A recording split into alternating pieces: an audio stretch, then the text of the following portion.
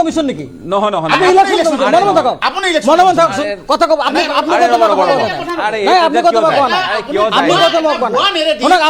আপনি কথা বলবো না আপনি কথা বলবো না আতংকত কত ভুগিছে মই জানো আপনার ইমান ভয় তাৰ কাৰণে 860 জন অসমৰ তেজাল যুৱক শ্বহীদ হৈছে এটো আমাৰ অসমৰ ইছু খিলঞ্জীয়া মানুহৰ ইছু গতিকে শুদ্ধ ভোটাৰ তালিকা হ'ব লাগিব মই সকলো বিৰোধী দলক অনুৰোধ জনাইছো নিৰ্বাচন আয়োগক তো কেতিয়াও বিজেপি নহয় আপোনালোকৰ চকু ৰাখক শুদ্ধ ভোটাৰ তালিকাৰ লগত লগ লাগি আপোনালোক ইমান আতংক এটা ইছু কিয় বনাইছে কি কাৰণে ইমান আতংকিত হৈছে এটা মুখ্যমন্ত্ৰী ডাঙৰ বক্তব্য ইছু মুখ্যমন্ত্ৰী কথা মুখ্যমন্ত্ৰী ডাঙৰ অসম আন্দোলন হৈছিল মুখ্যমন্ত্ৰী ডাঙৰ বক্তব্য ইছু মুখ্যমন্ত্ৰী হতে হিন্দু মুসলিম কৰিব বিচাৰে মুখ্যমন্ত্ৰী ডাঙৰ হতে মিয়া প্ৰসংগ টানি আনে মিয়া মানুহ তেখেতৰ আপোনাৰ স্পষ্টভাৱে লগে ভাগে মিয়া সকলক খেদক মুখ্যমন্ত্ৰী আৰু বিজেপিৰ সভাপতিৰ লগে খিলঞ্জীয়া মানুহৰ ভয় সংকাটো যে হয় তাতে আপোনালোক যে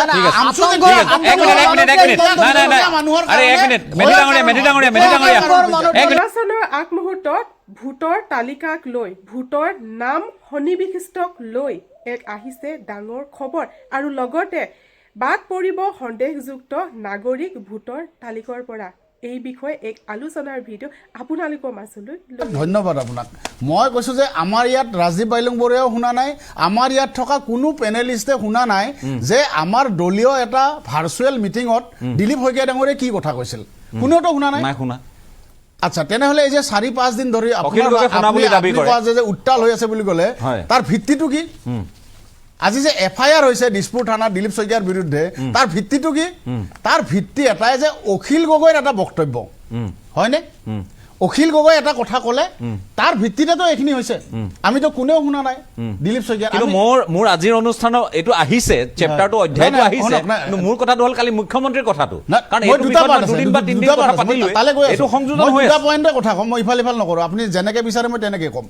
এতিয়া কথাটো হ'ল কি আমি কোনেও দিলীপ শইকীয়া ডাঙৰে আমাৰ এটা আভ্যন্তৰীণ মিটিঙত কি কথা কৈছিল কোনেও শুনা নাই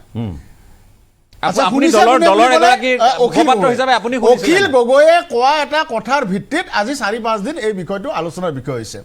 এতিয়া অখিল গগৈয়ে আমিতো কৈছো যে অখিল গগৈ গুকাত মিছা কথা এটা কৈছে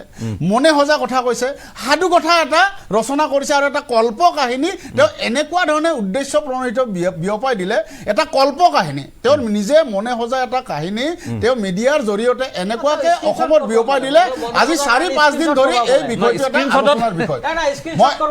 যদি মনে সজাই হৈছে আপুনি আৰু একো নাজানে মই কৈছো স্ক্ৰীনশ্বট আমি মই এক মিনিট দিয়ক কথাটো বুজি লওক আপুনি স্ক্ৰীনশ্বটৰ কথা কৈছে যে তাতকে আৰু মূৰ্খামি কৰবাত আছে নেকি মই যেতিয়া মই এজন মুখপাত্ৰ বিজেপি দলৰ আমাৰ প্ৰত্যেক দিনে ভাৰ্চুৱেল সভা হয় দিলীপ শইকীয়া ডাঙৰীয়াৰ লগত কেন্দ্ৰীয় নেতৃত্বৰ লগত আমাৰ ভাৰ্চুৱেল সভা হৈয়ে থাকে আমাৰ বুলি নহয় সকলো কংগ্ৰেছৰ হয় সব দলৰে ভিচি হয়ে ভিচিৰ জৰিয়তে আজিকালি টেকনলজি ব্যৱহাৰ কৰে যেতিয়া ভিচিখন শেষ হয় আমি কি কৰোঁ তাৰ স্ক্ৰীনশ্বট মাৰি আমি ফেচবুকত দিওঁ মোৰ ফেচবুকটো আপুনি গৈ থাকক দেখিব অলেখ এনেকুৱা ভিচিৰ স্ক্ৰীনশ্বট মই দিছোঁ যে আজি অমুক অমুক আমাৰ নেতৃত্বৰ লগত আমি এখন ভিচিত অংশগ্ৰহণ কৰিলোঁ গতিকে ভিচিৰ স্ক্ৰীনশ্বটটো দি মই সিদিনা এটা চেনেলত দেখিছোঁ চিঞৰি কৈ আছে মানে ন্যূনতম মানে কোৱা নাই জ্ঞান নাই শব্দটো ক'বলৈ বেয়া পাইছোঁ এটা চেনেলত এই স্ক্ৰীনশ্বটটো দেখা গৈছে আৰে আমাৰ সকলোৰে বিজেপিৰ কাৰ্যকৰ্তাৰ আপুনি ফেচবুক চাওক অলেখ ভিচিৰ স্ক্ৰীনশ্বট আমি নিজে দিওঁ ভিচিখন শেষ হোৱাৰ লগে লগে সেই ভিচিৰ স্ক্ৰীনশ্বট আমি দি দিওঁ এতিয়া ঘটনাটো হ'ল অখিল গগৈয়ে শুনা বুলি ক'লে তেওঁ শুনিছে বুলি ক'লে তাই সেই কথাৰ ভিত্তিত আজি এটা ইছ্যু হৈ গৈছে মই অখিল গগৈক এটা কথা ধন্যবাদ দিছোঁ সঁচাই মিছাই এটা ইছ্যু বনাই বিৰোধীখিনিক তেওঁ এটা হোমৱৰ্ক দি দিলে বিৰোধী দলবিলাকক এনেকুৱা এটা হোমৱৰ্ক দিলে গৈ আজি এফআইআৰ দিয়া পৰ্যায়লৈকে গ'ল এটা কল্প কাহিনী অখিল গগৈ ইমান ধুনীয়াকৈ বিয়পাই দিলে আজি বিৰোধীয়ে গৈ এইটো এফআইআৰ দিয়াৰ পৰ্যায়লৈ গ'ল কিন্তু এফআইআৰ দিয়াৰ ভিত্তি কি অখিল গগৈয়ে বোলে শুনিছিলে অখিল গগৈয়ে হেনো শুনিছিলে এতিয়া এইটো হ'ল এটা পাৰ্ট আপুনি কোৱা কথাটো গতিকে এই কথাটোৰ ভিত্তি কি হ'ব আপোনাৰ ভালে বিৰোধী দলবিলাকে যে এফআইআৰ দিছে তাত গোটেইটো হ'ব নহয় দুধ কা দুধ পানী কা পানী হৈ যাব এতিয়া মই 2 নম্বৰ কথাটোলৈ আহিছোঁ মুখ্যমন্ত্ৰী ডাঙৰীয়া কথাটো মুখ্যমন্ত্ৰী ডাঙৰীয়াই কোৱা কথাটো হ'ল বিজেপি দলৰ আমাৰ এটা নীতিগত কথা তেওঁ কৈছে আজি অসম আন্দোলন হৈছিলে অশুদ্ধ ভোটাৰ তালিকা ভোটাৰ লিষ্টত সন্দেহজনক নাগৰিক অবৈধ বিদেশীৰ নাম সোমাইছে বুলি যেতিয়া হৈছিলে যেতিয়া প্ৰমাণ হৈ গৈছিলে তাৰ ভিত্তিতে অসম আন্দোলন হৈছিলে অৰ্থাৎ অসমৰ খিলঞ্জীয়া মানুহৰ কাৰণে সেই তাহানিৰ পৰা 70ৰ দশকৰ পৰা এটাই ডাঙৰ ইছ্যু যে শুদ্ধ ভোটাৰ তালিকা হ'ব লাগে, ভোটাৰ তালিকাত বিদেশীৰ নাম থাকিব নালাগে। সেইকাৰণে কৈছোঁ যে কোনো অবৈধ বিদেশী মিয়া মুছলমান যিয়ে নহওক অবৈধ বিদেশী, কোনো অবৈধ বিদেশী নাম ভোটাৰ তালিকাত সোমাব নোৱাৰিব। এই কথাটো আমাৰ নীতিগত সিদ্ধান্ত। এই কথাটোক লৈ আজি মুখ্যমন্ত্ৰীয়ে নতুন কথা একো কোৱা নাই। অসম আন্দোলন হৈছিল এই কথাটোক লৈ, ভোটাৰ তালিকাত সন্দেহজনক নাগৰিকৰ নাম সোমোৱাৰ কাৰণে। এতিয়া ৰ'ব 3 নম্বৰ পাৰ্টটো কৈ আছো, বিৰোধীয়ে আজি দিলীপ শইকীয়াৰ কথাটো ৰ'ব মোক কমপ্লিট কৰিবলৈ দিয়ক। বিৰোধীয়ে দিলীপ শইকীয়াৰ কথাটো কোৱা নাই, কিন্তু তেওঁলোক আতংকত ভুগিছে। কি কাৰণে আতংকত ভুগিছে? হয়, ৰাজদীপ বাইলং বৰুৱা 10,000 নহয় 12,000তকৈ বেছি মানুহৰ ভোটাৰ লিষ্টৰ পৰা নাম কৰ্তন হৈছে। ক'ত কৰ্তন হৈছে? উৰিয়াম ঘাটত। সৰুপথাৰ সমষ্টিৰ তেওঁলোক ভোটাৰ আছিলে, তেওঁলোক যেতিয়া উচ্ছেদ হ'ল তাৰ পৰা এতিয়া 12,000 মান তাত মিয়া মুছলমান মানুহৰ, আৰু তাৰ মাজত হয়তো বহুত অবৈধ নাগৰিক আছে, তেওঁলোক ক'ত হেৰাই গ'ল আমি নাজানো, সেই মানুহখিনিৰ নাম কৰ্তন হৈছে। 10,000 নহয়, মই কৈছোঁ 10,000 নহয় 12,000 মানুহৰ নাম কৰ্তন হৈছে, উৰিয়াম ঘাটত হৈছে, সৰুপথাৰ সমষ্টিত হৈছে, তেনেকৈ অসমৰ বিভিন্ন নাম কৰ্তন হৈছে। আৰু এই নাম কৰ্তন কৰ্তন হ'ব লাগিব। আপোনাৰ প্ৰশ্নৰ উত্তৰ দিয়ে আছো, আপুনি মাজতে নকলে হ'ব। এই যে কিছুমান খেলি মেলি হৈ আছে, এই খেলি মেলিবিলাক মই আমাৰ বিৰোধী দলবিলাককো কৈছোঁ, আপোনালোকে নজৰ ৰাখক। ইলেকশ্যন কমিশ্যনৰ ওপৰত আপোনালোকে নজৰ ৰাখক। কিছুমান নাম খেলি মেলি যে পৰিয়ালৰ নাম সোমাইছে, কিবা হৈছে, এইবিলাক যে হৈছে, এই BLO বিলাকে হয়তো ক'ৰবাত ভালকৈ কাম কৰা নাই। BLA মানে আমাৰ BLA, আমাৰ যিহেতু আমাৰ BLAটো আমি যিবিলাক দিছোঁ, আমাৰ পাৰ্টিখিনি এক্টিভ, সেইকাৰণে আমাৰ মানুহখিনি কাম কৰি আছে। বিৰোধী দলৰ মানুহখিনিও এক্টিভ হওক, যাতে ইলেকশ্যন কমিশ্যনে শুদ্ধভাৱে এখন ভোটাৰ তালিকা প্ৰস্তুত কৰিব পাৰে। এতিয়া মই আপোনাক আৰু এটা আছে উত্থাপন কৰা প্ৰশ্নটোৰ, এতিয়া নাম আজি যে কৈ আছে বিৰোধী দলবিলাকে যে আজি এটা উত্থাপন কৰিছে যে বিজেপিক ভোট নিদিয়া মানুহৰ নাম কৰ্তন কৰিবলৈ হেনো দিলীপ শইকীয়া কৈছে। এইটো সম্ভৱ নেকি? ৰাজদীপ বাইলং বৰুৱা আপুনি কওক, মোৰ ঘৰ বজালী বিধানসভা সমষ্টিৰ শুনি লওক কথাটো। এতিয়া মোৰ তাত 936 গৰাকী ভোটাৰ আছে মোৰ বুথত, 54 নম্বৰ বুথত। তাত বেছিভাগ বিজেপিৰ ভোটাৰ, আৰু মোৰ গাঁৱতে এনেকুৱা বহুত পৰিয়াল আছে যে ট্ৰেডিশ্যনেলি তেওঁলোকে কংগ্ৰেছৰ ভোটাৰ। মই জানো যে তেওঁলোক বিজেপিৰ ভোটাৰ নহয়। মই কেনেকৈ তেওঁলোকৰ নাম কাটিব পাৰিম? সম্ভৱ? কেনেকৈ সম্ভৱ আপুনি কওক? নাম কাটিব পাৰিব আপুনি? যদি কোনোবা BLOৰ গাফিলতিৰ কাৰণে, কিবা এটা প্ৰক্ৰিয়াৰ গাফিলতিৰ কাৰণে হৈছে, এইখন এখন খচৰাহে, এইখন খচৰা, তাত আমি বিভিন্ন ধৰণে আৰু নাম সংযোজন কৰাৰ ব্যৱস্থা থাকিব। কিন্তু এই গোটেই কথাটো মূল কথা তোলে নাযায়, আপুনি কোৱাৰ ভাষাত, আপোনাৰ ভাষাত বস্তুনিষ্ঠকৈ নাযায়, হুলস্থুল এটা কিয় কৰি দিছে? প্ৰথম কথা, তেওঁলোক ইলেকশ্যনত হাৰিব বিৰোধী, তাৰ কাৰণে এটা অজুহাত উলিয়াইছে, যিটো ৰাহুল গান্ধীয়ে সদায় উলিয়াই থাকে। 2 নম্বৰ কথাটো হ'ল যে ইয়াত তেওঁলোকে আতংকিত হৈছে, যেনেকৈ সৰুপথাৰ সমষ্টিৰ 12,000তকৈ বেছি ভোট কৰ্তন হ'ল অসমৰ বিভিন্ন ঠাইত। হয়, যিসকল অবৈধ বিদেশী, যিসকল অবৈধ মিয়া, তেওঁলোকৰ নাম ইয়াৰ পৰা কৰ্তন হ'ব লাগিব আৰু কৰ্তন কৰিব লাগিব। এইটো আমাৰ স্থিতি নীতিগত সিদ্ধান্ত। ঠিক আছে, ধন্যবাদ। মই এটা বিৰোধ প্ৰকাশ কৰিছিলে চলন্ত ভোটাৰ, আৰু অসমতো চলন্ত ভোটাৰ সোমাইছে, এয়া নিশ্চিত। আপুনি এটা কথা লক্ষ্য কৰিব যে আজি মই তাকে কৈছোঁ, আজি গুৱাহাটীত আপোনালোকে দেখা পাইছে তাজদিকা নামৰ ছোৱালী এগৰাকীয়ে মোৰ একেলগে, মই মঙ্গলদৈ কলেজত পঢ়া একেলগে গুৱাহাটীত বিবাহ সূত্ৰে আহিছে। তেওঁলোকৰ পৰিয়ালত এই যিটো 22জন মানুহৰ নাম যিটো সোমাইছে বুলি গোটেই টিভিয়ে পেপাৰ পত্ৰিকা ওলাইছে, আৰু তাই ষ্টেটমেণ্ট দিছে, কেনেকৈ সোমাব পাৰিলে? এতিয়া মোৰ ঘৰ ধৰক ৰাজাপুখুৰী বাগিচাৰ 81 নম্বৰ হাউচ, 81 নম্বৰ হাউচত 5টা পৰিয়াল, মোৰ নিজৰ মানে ফেমিলিৰ পৰিয়াল, 5জনৰ বাহিৰে আৰু এজন হিন্দু মানুহৰ নাম তাই সোমাইছে। সেই মানুহজনটো সেইটোতো হিন্দু গাঁও নহয়, এজনো হিন্দু মানুহ নহয়। মই হিন্দু এইকাৰণে উল্লেখ কৰিছোঁ, নামটো মানে নন মুছলিম, সেইকাৰণে কথাটো বুজি পোৱাৰ কাৰণে উল্লেখ কৰিছোঁ। গতিকে অকল যে সেইটো মোৰ গাঁৱত হৈছে এইটো নহয়, অসমৰ বিভিন্ন জেগাত এই কথাবিলাক ওলাইছে। বিহাৰ, উত্তৰ প্ৰদেশ ক'ৰবাৰ পৰা আহিছে? কমল দা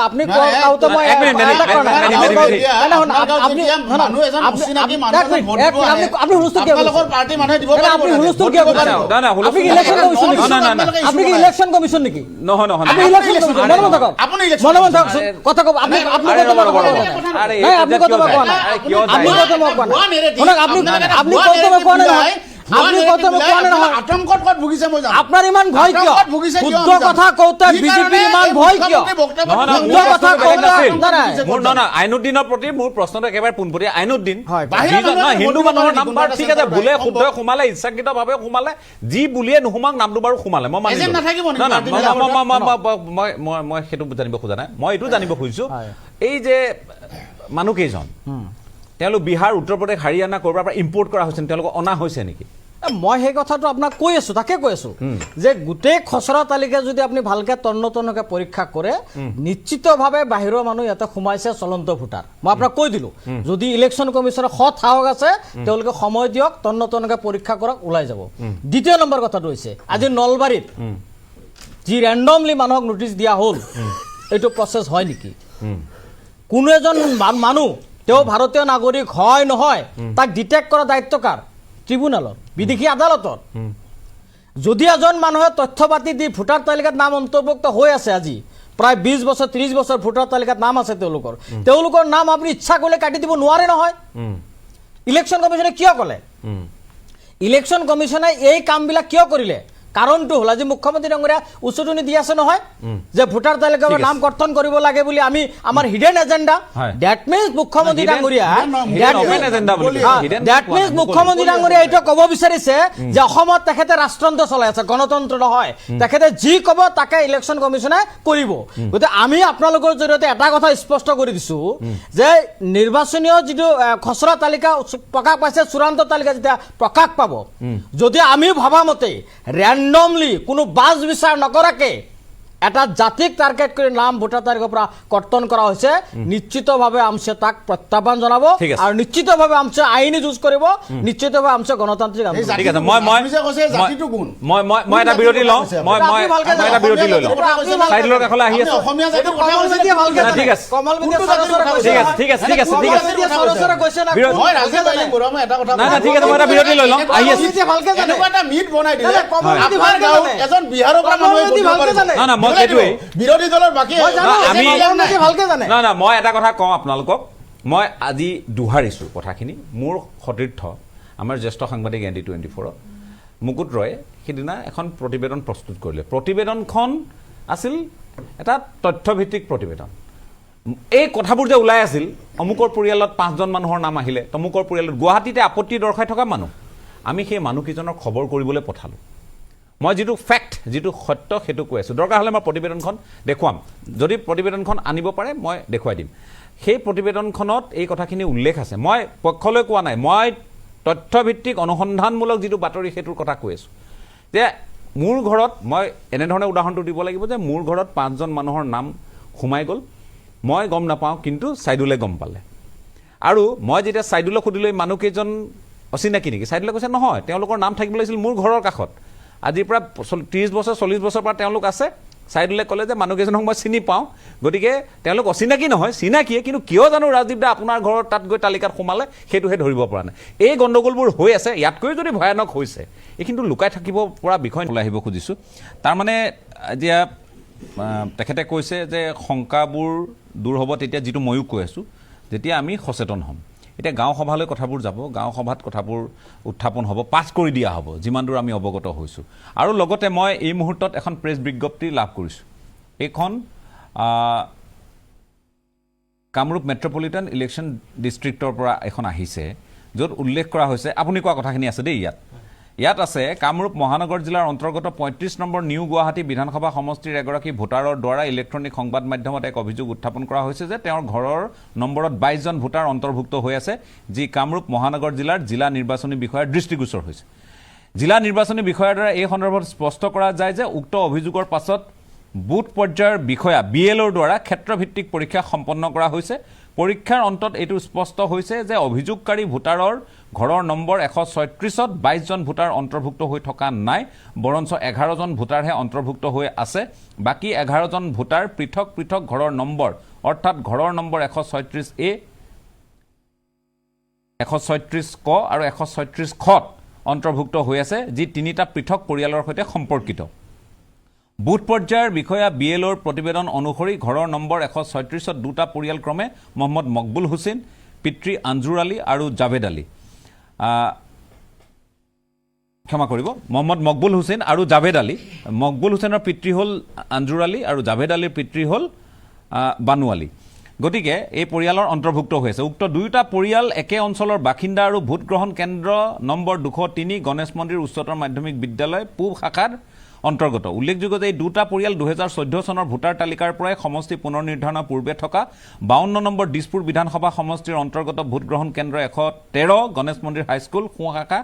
একেই ঘৰৰ 136ৰ অধীনত ভোটাৰ তালিকাত অন্তৰ্ভুক্ত হৈ আছে সেয়েহে একেটা ঘৰৰ নম্বৰ 136ত 22 জন ভোটাৰ নতুনকৈ অন্তৰ্ভুক্তি হৈছে বুলি কৰা অভিযোগ সম্পূৰ্ণভাৱে ভিত্তিহীন আৰু অসত্য একে ঘৰৰ নম্বৰ ব্যৱহাৰ কৰি অহা বিষয়টো ইতিমধ্যে সংশ্লিষ্ট বুথ পৰ্যায়ৰ বিষয়া বিএলঅ'ৰ দ্বাৰা চিনাক্ত কৰা হৈছে আৰু ঘৰৰ নম্বৰ সংশোধনৰ প্ৰক্ৰিয়া ইতিমধ্যে আৰম্ভ কৰা হৈছে এইটো আহিল এতিয়া আমাৰ অনুষ্ঠানৰ মাজতে আহিল প্ৰেছ বিজ্ঞপ্তিখন মই সেইকাৰণে মই ভাবিলোঁ কাৰণ সকলো কথা মানুহে জনাটো ভাল মই কমল কুমাৰ মেধি আপোনাৰ কাষলৈ আহিছোঁ মই কওঁ যে এই যিটো ভুল নেৰেটিভ এটা ভুৱা বাগধাৰা এটা যে প্ৰচাৰ হ'ল কেনেকৈ প্ৰচাৰ হ'ল প্ৰথম অখিল গগৈয়ে কিন্তু আৰম্ভ কৰিছে দ্বিতীয়তেহে দিলীপ শইকীয়া নহয় তাৰ আগৰ পৰা কথা চলি আছে তেতিয়া চলিছিলে যে বাহিৰৰ ভোটাৰ আহিব বিহাৰ মই ক'ম বিহাৰ আদিন তাৰমানে অসমত যিটো আহিলে বিতৰ্কটো অখিল গগৈ আজিৰ পৰা একমাহ আগতে প্ৰেছ মিট দি কৈ দিলে যে মোক হৰুৱাবৰ কাৰণে হিমন্ত বিশ্ব শৰ্মাই এটা ষড়যন্ত্ৰ আৰম্ভ কৰিলে বিহাৰ ইউপিৰ পৰা মানুহ আনি মোৰ সমষ্টিত ভৰাই দিলে তেওঁ নাম কেইটামান গাই দিলে লগে লগে এঘণ্টাৰ ভিতৰত যেতিয়া মিডিয়া তাত গ'ল সংবাদ মাধ্যমত গ'ল সেই পৰিয়ালটোৱে ক'লে তেওঁলোক হয় তেওঁক অৰিজিনেলি হিন্দী ভাষী মানুহ তেওঁলোকে 25 বছৰ ধৰি শিৱসাগৰত আছে আৰু যোৱাবাৰ ইলেকশ্যনত তেওঁলোকে কৈছে যোৱা ইলেকশ্যনত আমি অখিল গগৈকে ভোট দিছোঁ আৰু অখিল গগৈৰ কাৰ্যালয়ৰ তলতে আমাৰ দোকান আছে সেইটোত অখিল গগৈ ফেইল মাৰিলে তাৰপিছত এইবাৰ এটা কাল্পনিক কাহিনী দিলীপ শইকীয়াৰ ভিচিৰ বক্তব্য এটা বিয়পাই দিলে আৰু আমাৰ বিৰোধীসকলে চিলনীয়া কাণখন নিলে বুলি যেতিয়া আমি অবধ বালকৰ দৰে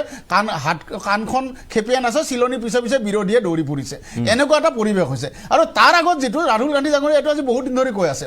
এটাই কথা চিম্পুল বিহাৰত যদি কিবা ভোটাৰ তালিকাত খেলি মেলি হৈছিলে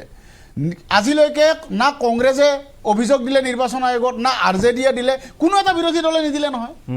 কি কাৰণে নিদিলে আপোনালোকে সেই একেটা নেৰেটিভ এতিয়া অসমত আনিলে অসমৰ মানুহে কি কাৰণে বিশ্বাস কৰিব আপোনালোকে কিয় কমপ্লেইন নিদিলে তাত এনেকুৱাটো হৈ যোৱা নাই ভাৰতবৰ্ষখনত যে সেই কৰিব আৰু নিৰ্বাচন আয়োগ আপুনি কৈছে নিৰ্বাচন আয়োগক আটাইতকৈ বেছি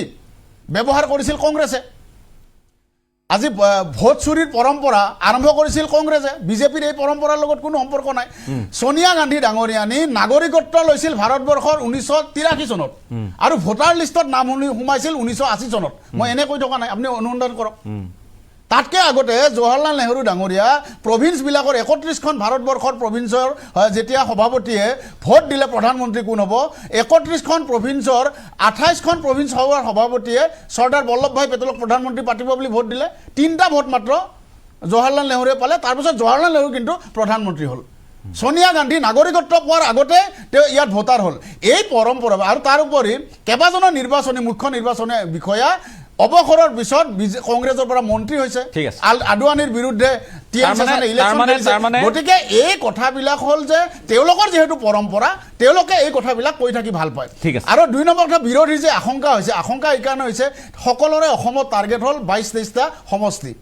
মিয়া মুছলমান অধ্যুষিত সেই সমষ্টিকেইটাই আজি সকলো বিৰোধী দলৰ টাৰ্গেট আৰু সেই মানুহখিনিৰ ক'ৰবাত আতংকত থাকিব নেকি তেওঁলোকৰ ক'ৰবাত ভোট কৰ্তন হ'ব নেকি কি কাৰণে ভোট কৰ্তন হ'ব যদি বৈধ ভাৰতীয় নাগৰিক হয় কাৰো ভোট কৰ্তন নহয় কিন্তু অবৈধ যদি মিয়া হয় যদি অবৈধভাৱে তেওঁলোকে অসমত বসবাস কৰি আছে তেওঁলোকৰ নাম কৰ্তন হ'বই লাগিব এইটো নীতিগত সিদ্ধান্ত কেৱল বিজেপি নহয় সকলো অসমবাসী ৰাইজে জানে তাৰ কাৰণে 860 জন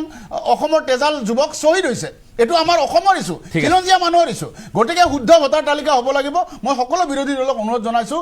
নিৰ্বাচন আয়োগটো কেতিয়াও বিজেপি নহয় আপোনালোকে চকু ৰাখক শুদ্ধ ভোটাৰ তালিকা যাতে হয় ইয়াত যাতে এজনো অবৈধ বিদেশী নাম যাতে ইয়াত নোসোমায় ঠিক আছে ধন্যবাদ মই এটা বিৰতি ল'ম অকণমান সময় বঢ়াই লৈছোঁ আৰু আমি এই কথাখিনিক লৈ গুৰুত্ব দিয়াৰ প্ৰয়োজন আছে সেয়েহে আজিৰ এই বিষয়টোক আমি আলোচনাৰ মাজলৈ আনিছোঁ মই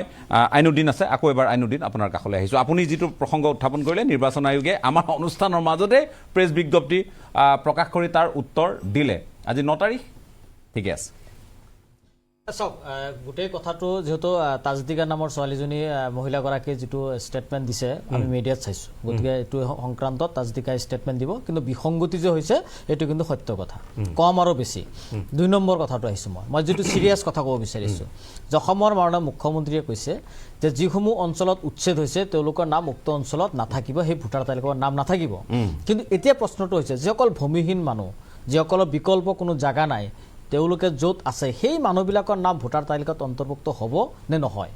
তেওঁলোকতো ভাৰতীয় নাগৰিক তেওঁলোকৰতো তথ্য পাতি আছে আৰু তথ্য পাতি নোহোৱাকৈ তেওঁলোকৰ ভোটাৰ তালিকাত নাম অন্তৰ্ভুক্ত হোৱা নাছিলে আৰু ইভেন তেওঁলোকৰ নাম এনআৰচিটো হয়তো আহিছে গোটেইখিনি মানুহৰ গতিকে এতিয়া প্ৰশ্নটো হ'ল আপোনালোকৰ জৰিয়তে মুখ্যমন্ত্ৰী ডাঙৰীয়াৰ প্ৰশ্ন যে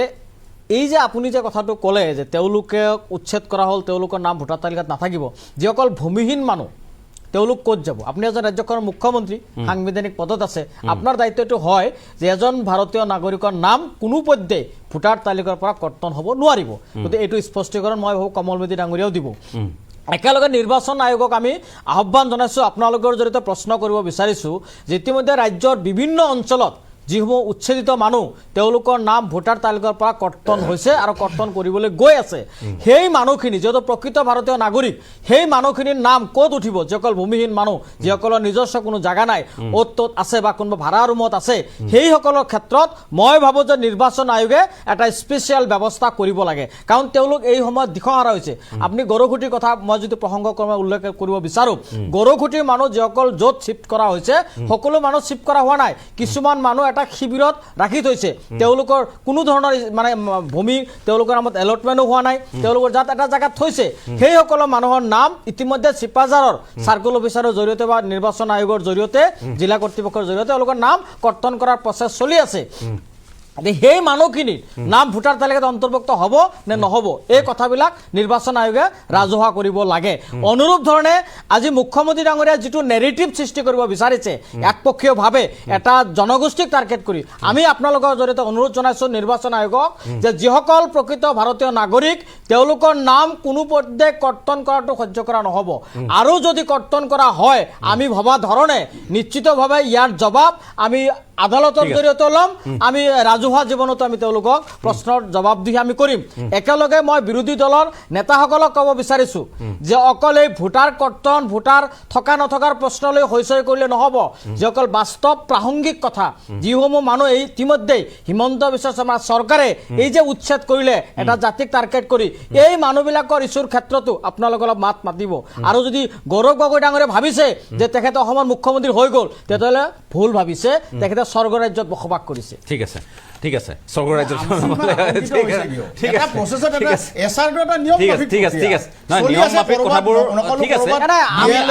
আতংকিত হোৱাৰ মূল মানুহটো হ'ল ডক্টৰ হিমন্ত বিশ্ব শৰ্মা আমচে আতংকিত হোৱাৰ মূল মানুহটো হ'ল ডক্টৰ হিমন্ত বিশ্ব শৰ্মা ডক্টৰ হিমন্ত বিশ্বৰ সমষ্টিৰ এলিমিনেশ্যনৰ নামত যিটো পৰিৱেশ সৃষ্টি কৰিলে আজি এই কথাবিলাকৰ কাৰণে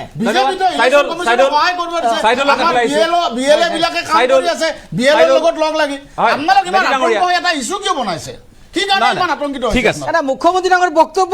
মুখ্যমন্ত্ৰী ডাঙৰ বক্তব্য মুখ্যমন্ত্ৰী সদায় হিন্দু মুছলিম কৰিব বিচাৰে মুখ্যমন্ত্ৰী ডাঙৰ সদায় মিয়া প্ৰসংগ টানি আনে মিয়া মানুহ লগে ভাগে থকা মিয়াসকলক খেদক মুখ্যমন্ত্ৰী আৰু বিজেপিৰ সভাপতিৰ লগে ভাগে থকা মিয়াসকলক খেদক আপোনালোকে খেদিব নোৱাৰে গতিকে আপোনালোকে এনেই নিৰ্বাচনী ৰাজ্যখন মাটি শুনালে নিৰ্বাচন কমিশ্যনৰ স্পষ্টীকৰণ এটা ক'ৰবাত খেলি মেলি হৈছে এইবিলাক শুদ্ধ কৰিব এইটো খচৰাহে এতিয়া পূৰ্ণাংগ যেতিয়া হ'ব তেতিয়া এই কথাবিলাক হ'ব ইমান আতংকিত হোৱাটোতো অসমীয়া খিলঞ্জীয়া মানুহৰ ভয় শংকাটো যে হয় তাতে আপোনালোক যে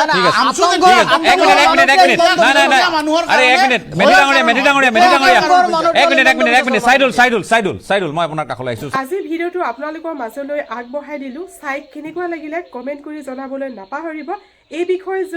লৈ কিবা যদি মতামত দিব বিচাৰে আপোনালোকে মোক কমেণ্ট কৰি জনাব পাৰে আজি এই ভিডিঅ'টো ইয়াতে সামৰণি মাৰিছোঁ আজিলৈ বাই বাই